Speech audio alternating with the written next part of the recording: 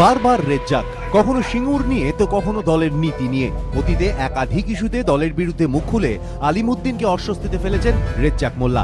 সেই বিতর্কে দাঁড়ি টানতে অবশেষে সরাসরি রেজ্জাক মোল্লাকে বহিষ্কারের সিদ্ধান্ত নিল সিপিএম। রেজ্জাক মোল্লাকে নিয়ে সিপিএম এর অস্বস্তির উপাখ্যান নতুন কিছু নয়। 13ই মে 2011, ক্ষমতাচ্যুত বামফ্রন্ট।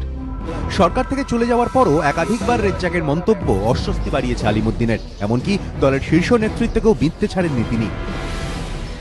গরিবের কথা বাসি হলে বৃষ্টি হয়, গরিবের কথাটা আগে শুনলে বৃষ্টি হলে এই সব বড় হতো।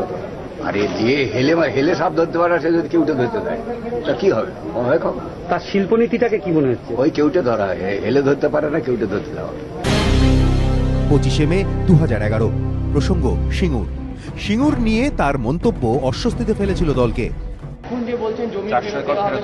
আইনে আছে, ফেরত দেওয়া যায়।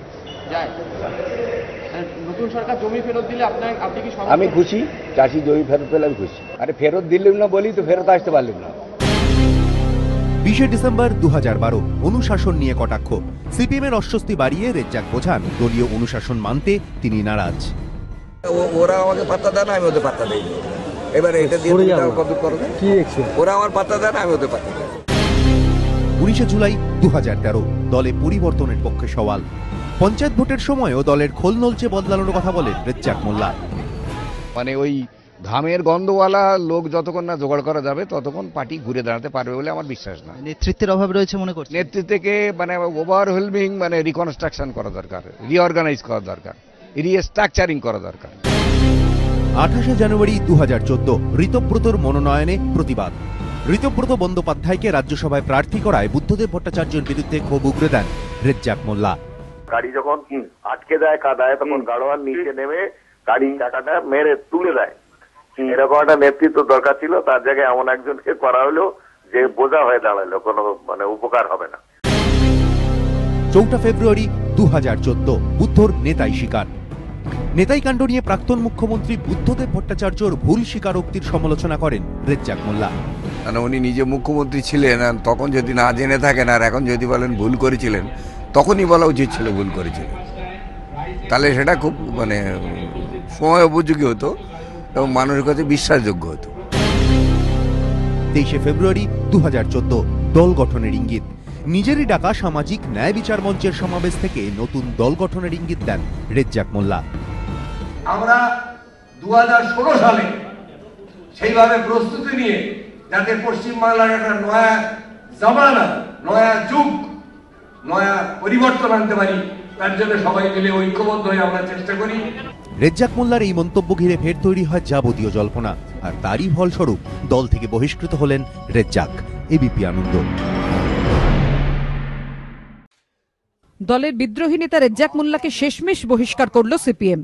হেলে ধরতে পারে না কেউটে ধরতে গিয়েছেন মতো নানা মন্তব্য করে 2011-র পর থেকে বারবার আলিমুদ্দিনের বিরুদ্ধে সরব হয়েছেন রাজ্য কমিটির সদস্য রেজ্জাক মোল্লা। কিন্তু তা সত্ত্বেও দল তাঁর বিরুদ্ধে কোনো শাস্তিমূলক পদক্ষেপ এতদিন করেনি। তাহলে লোকসভা ভোটের আগে হঠাৎ এভাবে সরাসরি কেন রেজ্জাককে বহিষ্কার করল আলিমুদ্দিন? রাজনৈতিক মহলের মতে এর নেপথ্যে রয়েছে সাম্প্রতিককালের দুটি ঘটনা। প্রথমত, রাজ্যসভা ভোটে সিপিএম এর প্রার্থী হিসেবে ঋতব্রত বন্দ্যোপাধ্যায়কে বেছে নেওয়া। সিপিএম সূত্রে খবর, খোদ বুদ্ধদেব ভট্টাচার্যই চেয়েছিলেন ঋতব্রতকে প্রার্থী করতে। একেজি ভবনও এতে শিলমোহর দেয়। কিন্তু এই সিদ্ধান্ত মেনে নিতে পারেননি রেজ্জাক মোল্লা। প্রেস বিবৃতি দিয়ে তিনি তার বিরোধিতার কথা বলেন। এতে অস্বস্তিতে পড়লেও আলিমুদ্দিন কিন্তু রেজ্জাকের বিরুদ্ধে কোনো পদক্ষেপ করেনি। কিন্তু এরপর রেজ্জাক যে কাণ্ডটি ঘটান, তারপর বোধহয় আর সিদ্ধান্ত নিতে দেরি করেনি আলিমুদ্দিন। 23 তারিখ রেজ্জাক ঘোষণা করেন তাঁর সদ্য গঠিত সামাজিক ন্যায় বিচার মঞ্চের হয়ে 2016 বিধানসভা ভোটে প্রার্থী দেবেন। আমরা 2016 সালে সেইভাবে প্রস্তুতি নিয়ে যাতে পশ্চিমবাংলার একটা নয়া জামানা, নয়া যুগ, নয়া পরিবর্তন আনতে পারি, তার জন্য সবাই মিলে ঐক্যবদ্ধ হয়ে আমরা চেষ্টা করি। একটি দলে থেকে রেজ্জাকের এভাবে অন্য দল তৈরির ঘোষণা মেনে নেয়নি আলিমুদ্দিন, আর তাই বহিষ্কৃত রেজ্জাক। একটা পার্টিতে থেকে আর একটা পার্টি তৈরি এবং সেই পার্টিতে ভোটে দাঁড়াবার ঘোষণা, এটা কখনো কোনোদিন শুধু সিপিএম না, কোনো রাজনৈতিক দল এটা মানতে পারে না। কষ্ট হলেও পার্টির কাছে সিদ্ধান্ত নেবার তো কোনো বিকল্প ছিল না। যে মঞ্চ থেকে নতুন দল তৈরির ঘোষণা করেছিলেন রেজ্জাক, সেই অনুষ্ঠানে দর্শকের আসনে ছিলেন আরেক বিরোধী সিপিএম নেতা লক্ষণ শেঠ। সেদিন তিনিও আলিমুদ্দিনকে নিশানা করেছিলেন। কোনো পার্টিতে যদি গণতন্ত্র না থাকে, স্বৈরতান্ত্রিক শক্তি যদি নেতৃত্ব দেয়, তাহলে তাকে ঘিরে ভাঁড়েদের সমাবেশ ঘটে। স্বৈরাচারের অবসান অনিবার্যভাবে হয়, যদি সেই পার্টিতে হোক আর পার্টির বাইরেই হোক। প্রচুর তাবেদার মো সাহেবদের ভিড় ছিল, কিন্তু কিংলিয়ার বাঁচেনি। সেটা আপনারা বুঝে নিন। তবে লক্ষণের বিরুদ্ধে যে এখনই দল আগ বাড়িয়ে কোনো ব্যবস্থা নিচ্ছে না, সেটা কার্যত এদিন স্পষ্ট করে দিয়েছেন সুজন চক্রবর্তী। লক্ষণ সেট সম্পর্কে এর আগে কখনো কোনোদিন কোনো শাস্তিমূলক ব্যবস্থা নিতে হয়েছে, সতর্ক হোক, নিন্দা হোক, অন্য কিছু হোক, সম্ভবত নিতে হয়নি। পার্টি কখনো চায় না পার্টি কোনো কমরেডকে হারাতে। একটা কেউ কিছু বললেন, আমরা একটা কোনো সিদ্ধান্ত নিয়ে ফেললাম, এত তাড়াহুড়ো করে পার্টি নিশ্চয়ই চলে না। পার্টি খুব ধৈর্যশীল ভাবে সবটাকে বোঝার চেষ্টা করে। সংখ্যালঘু নেতা রেজ্জাক মোল্লাকে দল থেকে বহিষ্কার করার প্রভাব কি লোকসভা ভোটে সিপিএম এর উপর পড়বে? কয়েক মাস পরেই পাওয়া যাবে উত্তর। বিতনু চট্টোপাধ্যায় রিপোর্ট, এবিপি আনন্দ, কলকাতা।